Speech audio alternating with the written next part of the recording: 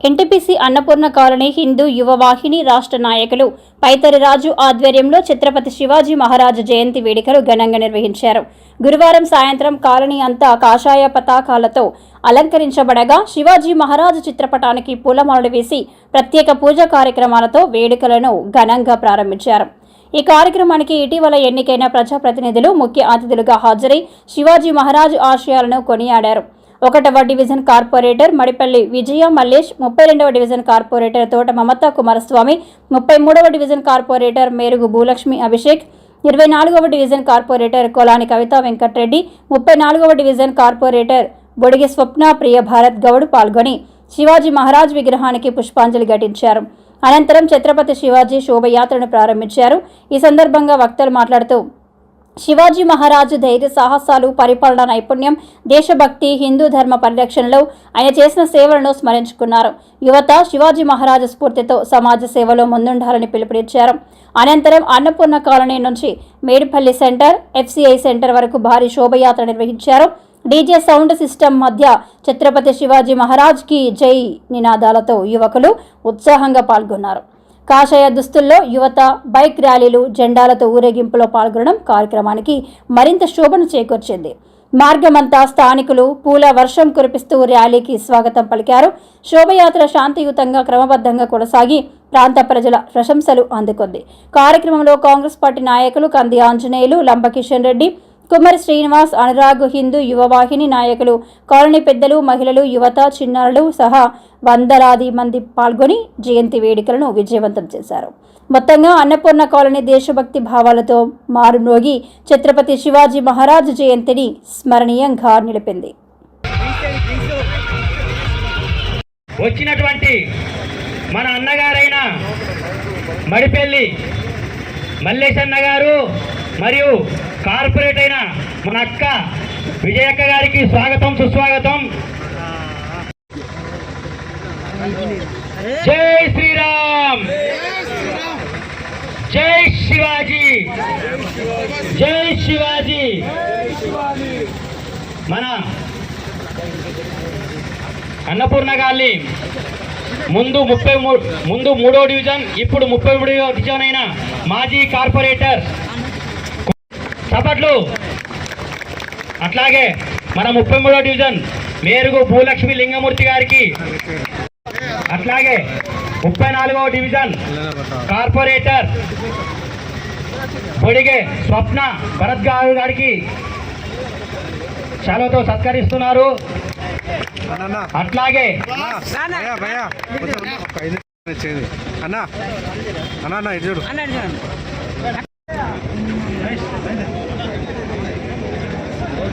అలాగే ఈ డివిజన్లలో పోటీ చేసిన అభ్యర్థులను కూడా పిలవడం జరుగుతుంది. శ్రీరామ్, జై శ్రీరామ్, జై భవానీ, జై భవానీ.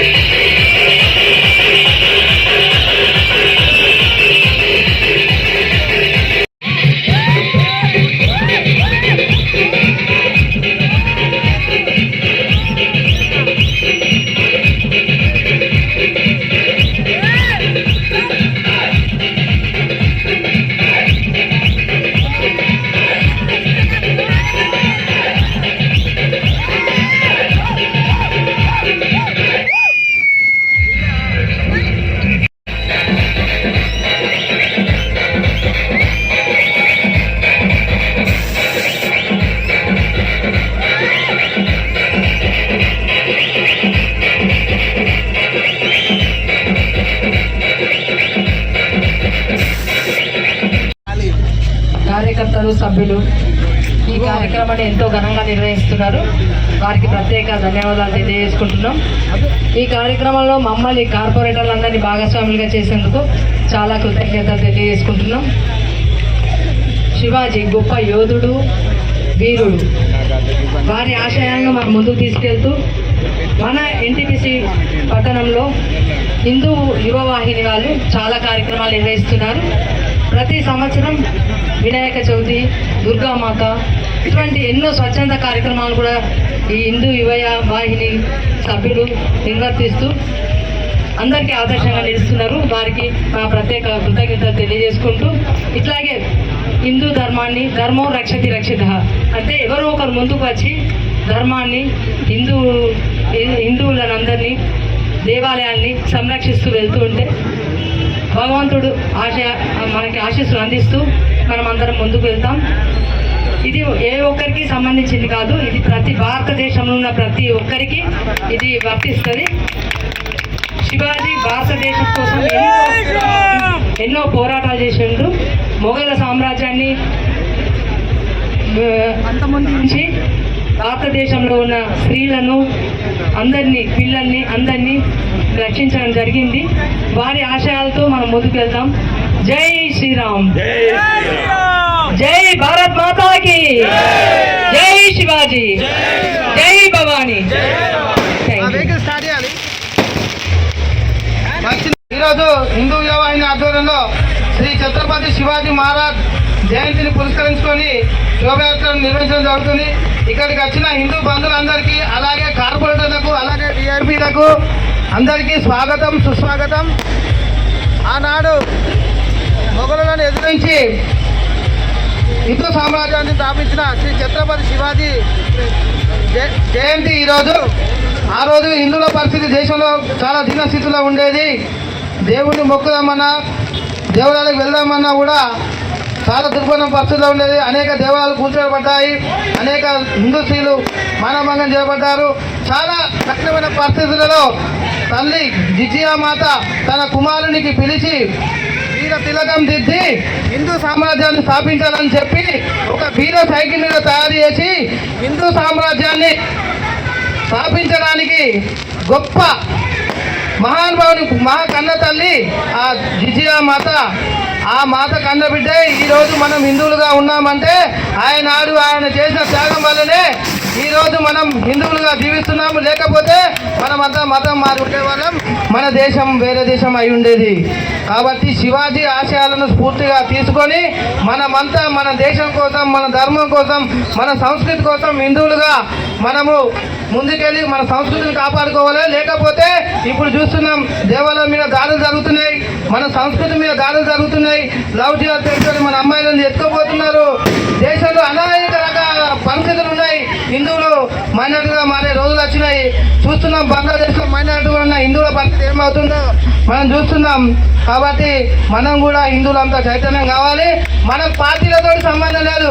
నువ్వు ఏ పార్టీలో నువ్వు హిందువా కాదా, నీ ధర్మానికి ఏదైతే మనందరం ముందు కలిసి వద్దామా, ఈ ధర్మాన్ని రక్షించుకోవాలా లేదా. కాబట్టి మనమంతా హిందువులం.